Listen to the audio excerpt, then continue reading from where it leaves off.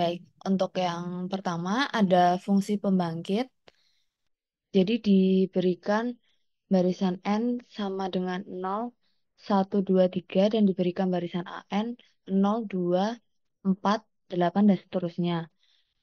Lalu akan ditentukan fungsi pembangkit dari AN.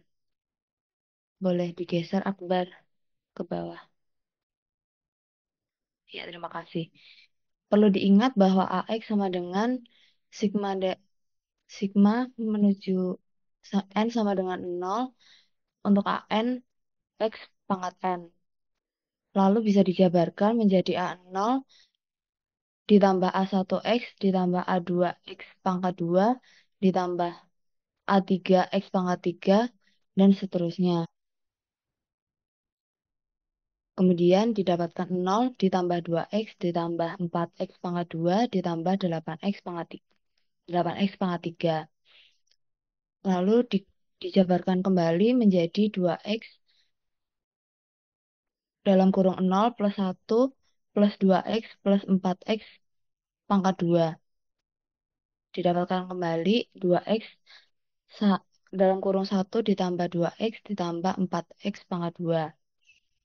Kemudian 2X dalam kurung 2X pangkat 0, 2X pangkat 1, 2X pangkat 2. Didapatkan kembali 2X sigma N sama dengan 0, 2X pangkat N. Sehingga didapatkan 2X dalam kurung 1/1 min 2X. Sehingga didapatkan hasil akhirnya 2X/1 min 2X. Bisa dilanjut untuk materi selanjutnya. Oke, baik. Untuk materi selanjutnya yaitu relasi rekurensi. Untuk pertanyaan nomor 2.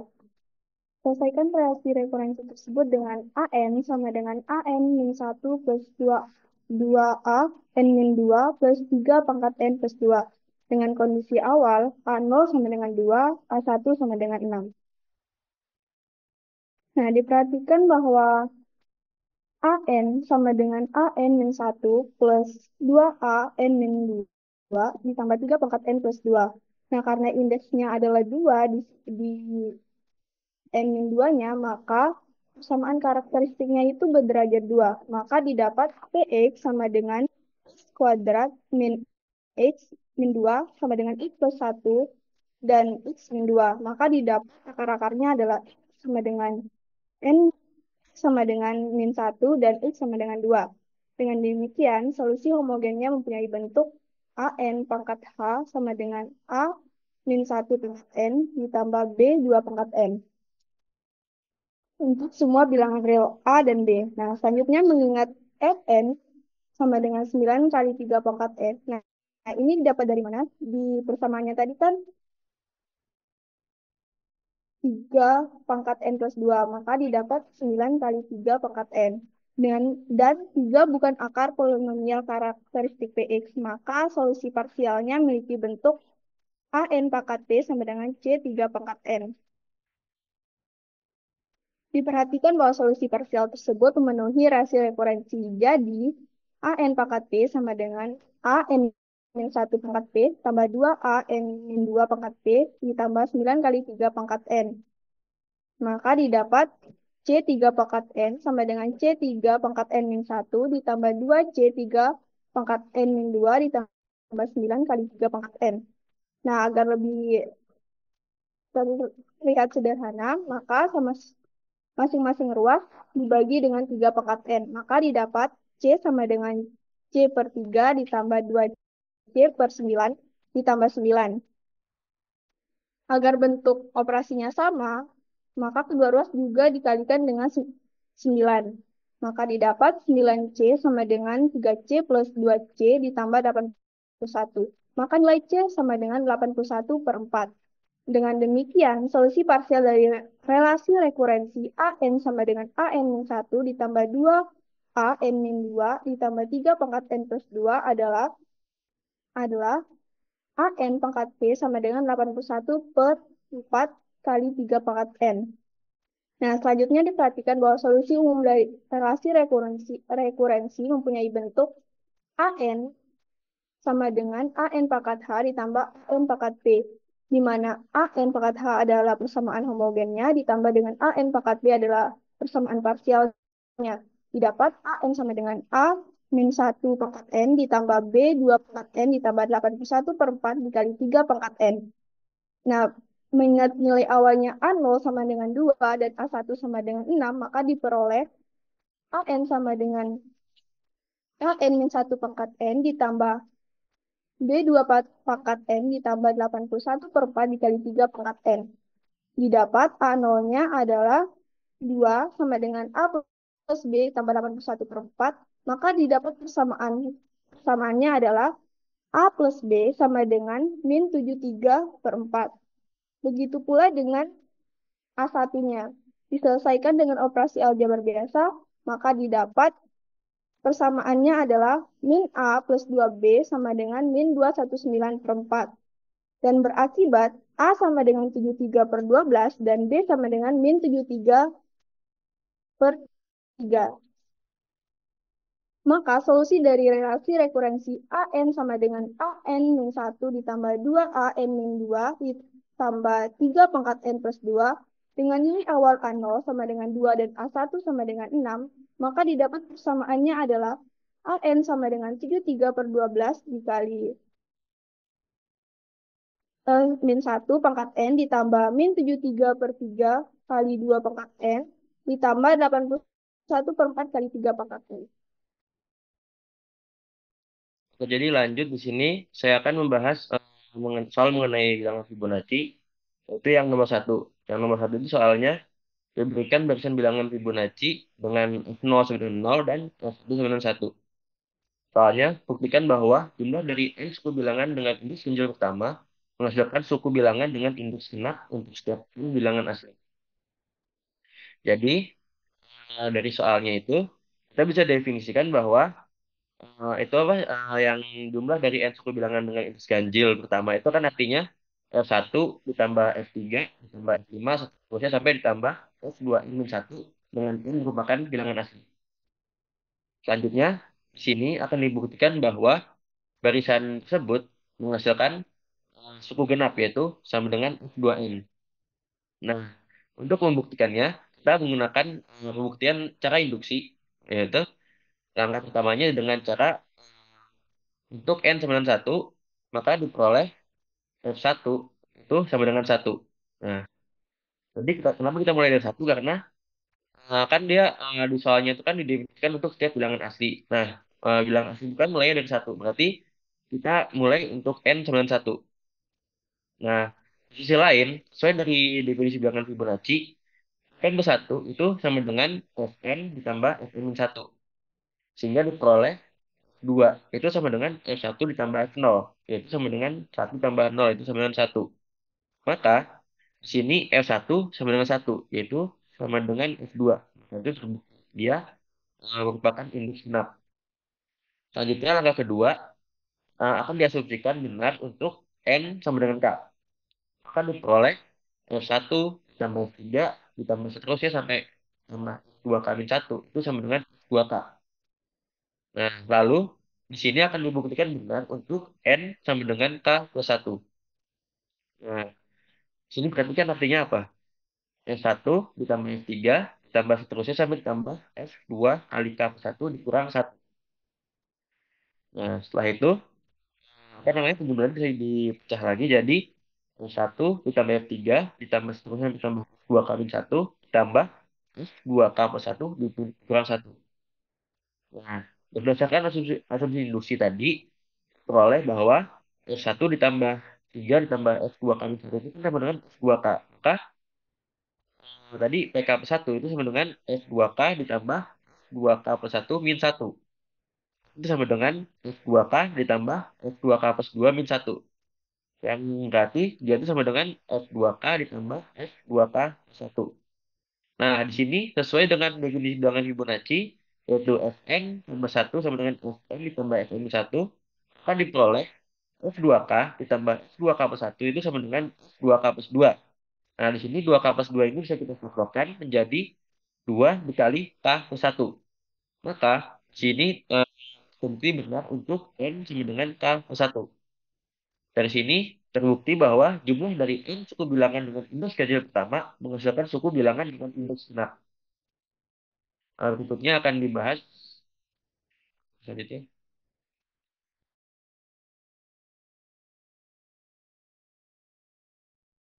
Teman-teman, di sini saya akan menjelaskan tentang poset dan di sini akan dibahas pertanyaan pertama. Jadi misalkan kita punya slot poset, jadi kita harus menunjukkan bahwa S dari R inverse-nya itu juga poset dengan R pangkat minus satunya merupakan inverse dari R. Boleh di-scroll. Oke. Nah, di sini kita definisiin dulu R inverse-nya itu tuh apa. Jadi A, B itu berrelasi inverse kalau misalnya B berrelasi dengan A. Jadi A berrelasi dengan B jika jika dan hanya jika dia berrelasi dengan A. Nah, terus kita tahu bahwa SR itu tuh poset. Artinya untuk setiap A, B, C anggota A itu berlaku A itu tuh berrelasi dengan R. Yang mana ini berarti A-nya juga berrelasi dengan A itu sendiri. Artinya inversinya bersifat refleksif. Terus habis itu kita juga punya A berrelasi dengan B dan B berrelasi dengan A, maka kita punya A-nya sama dengan B. Dan ini dengan kontraposisi kita berarti bisa punya kalau misalnya A tidak sama dengan B, maka A, B dan juga B, A itu bukan anggota dari R. Yang mana mereka tidak berrelasi kan artinya. Dan ini bisa juga kita bilang kalau A-nya nggak sama dengan B, maka B tidak berrelasi dengan A, dan A tidak berrelasi dengan B. Nah, kita pakai kontraposisi lagi, terus kita dapat kalau misalnya B berrelasi inverse dengan A, dan A berrelasi inverse dengan B, maka kita punya A-nya sama dengan B. Artinya, R inverse itu tuh antisimetris. Dan terakhir, kalau misal kita punya A, B, A berrelasi dengan B, kemudian B berrelasi dengan C, maka kita punya A berrelasi dengan C. Terus dengan cara yang sama dengan kontraposisi yang tadi, kita bisa punya kalau A-nya tidak berrelasi dengan C, maka A tidak berrelasi dengan B dan B tidak berrelasi dengan C. Kemudian kita utak-atik pakai inverse, jadinya kalau C tidak berrelasi inverse dengan A, maka B tidak berrelasi inverse dengan A, dan C tidak berrelasi inverse dengan B. Maka kita punya dengan kontraposisi lagi, kalau misalnya C berrelasi inverse dengan B, dan B berrelasi inverse dengan A, maka kita punya C-nya berrelasi inverse dengan A. Jadi kita punya R inverse transitif. Nah, karena R inverse itu reflektif, antisimetris, dan juga transitif pada S, maka kita punya S R inverse merupakan poset.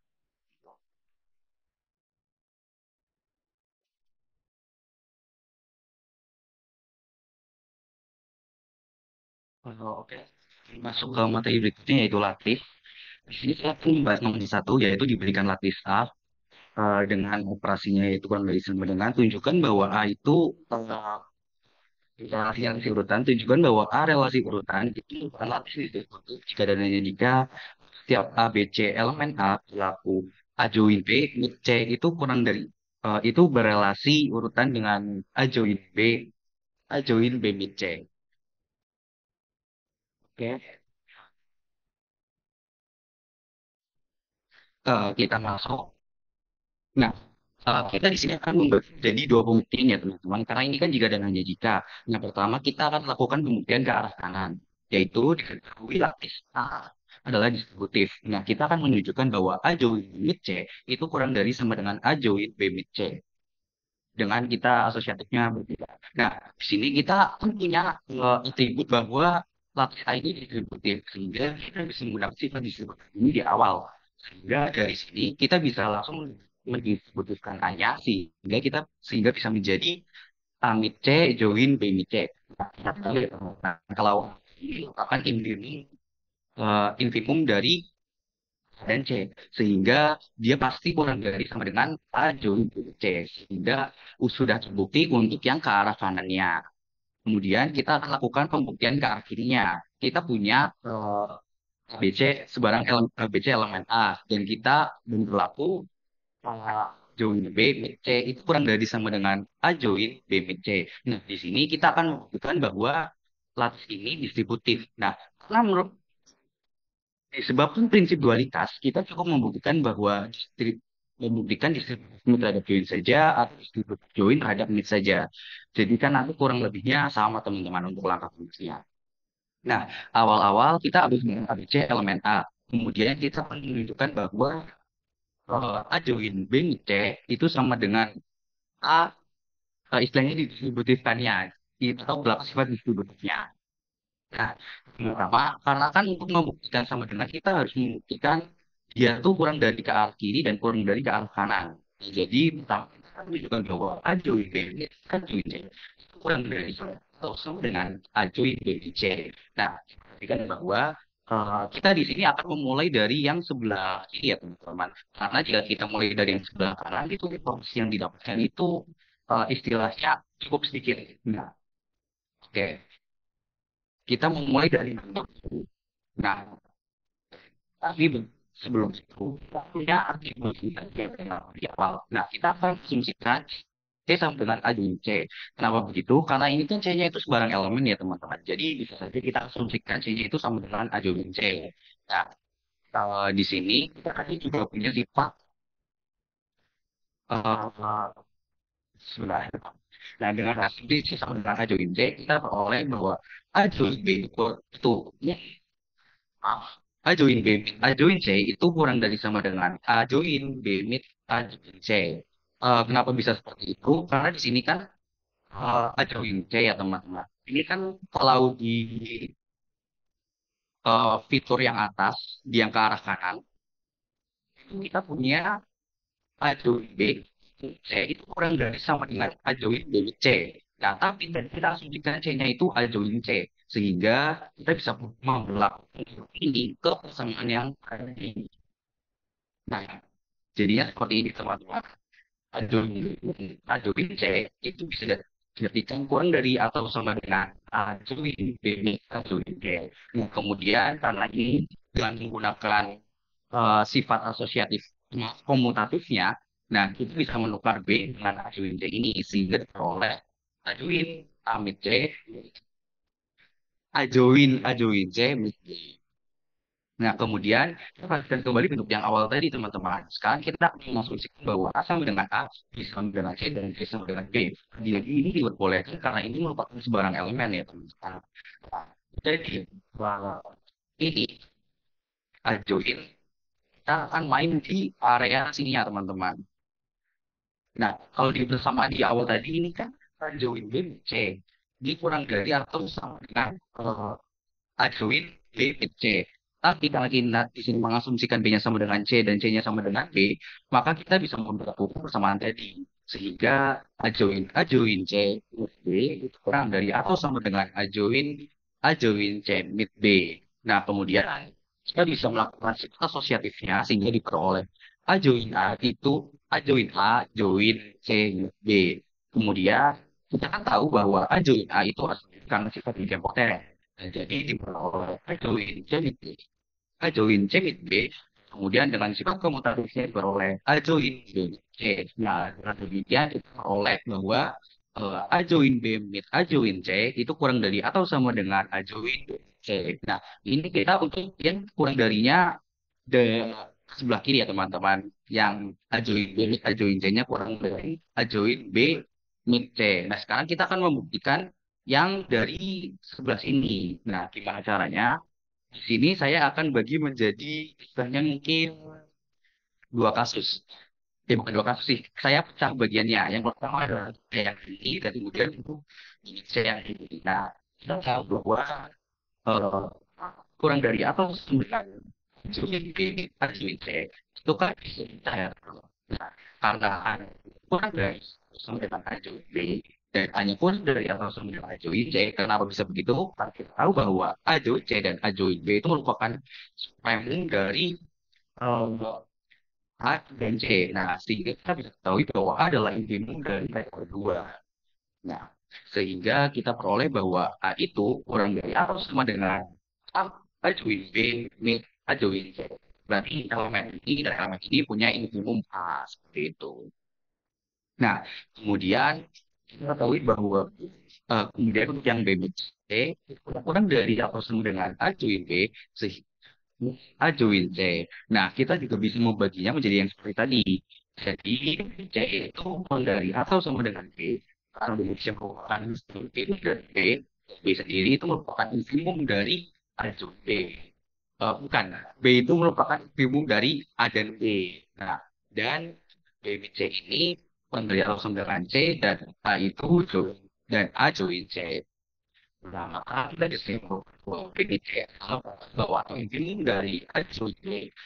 AJC kenapa bisa begitu? Kan tadi kita tahu bahwa BMC ini itu istilahnya kalau diilustrasikan BMC ini nanti di atasnya ada B dan C teman-teman. Nah, B dan C ini itu nanti di atasnya adalah dia bisa merupakan elemen atasnya lagi itu atau supremumnya itu A join B dan A join C sehingga nanti kita peroleh bahwa B C itu merupakan sum dari A join B A join C sehingga kita peroleh bahwa C itu akan kurang dari atau sama dengan A join B min A join C. Nah, di poin tersebut kita dapat dua kali A join C itu kurang dari atau sama dengan A join B A join C sehingga kita peroleh ini kita namanya sebagai persamaan dua.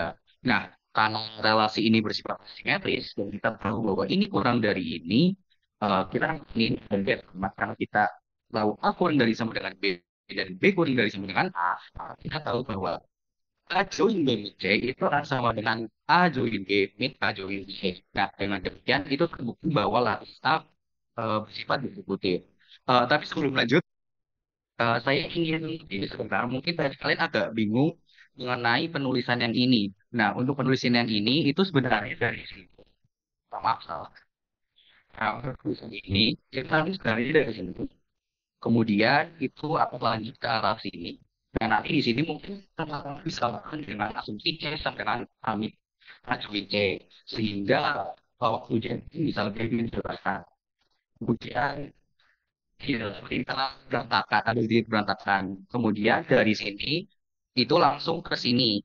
Nah, jadi dari sini sini dengan asumsi ini. Nah, kemudian ini menggunakan sifat asosiatif, ini menggunakan sifat komutatif. Maaf, ini menggunakan idempoten dan ini menggunakan sifat komutatif. Oke, untuk misalnya kita yaitu ada berbul. Baik, untuk aljabar Boole akan saya bacakan untuk nomor 3.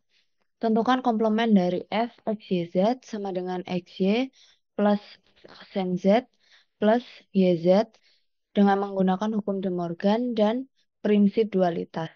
Jadi diekspresikan di awal itu ada f x, y, z sama dengan xy ditambah x aksen z ditambah yz.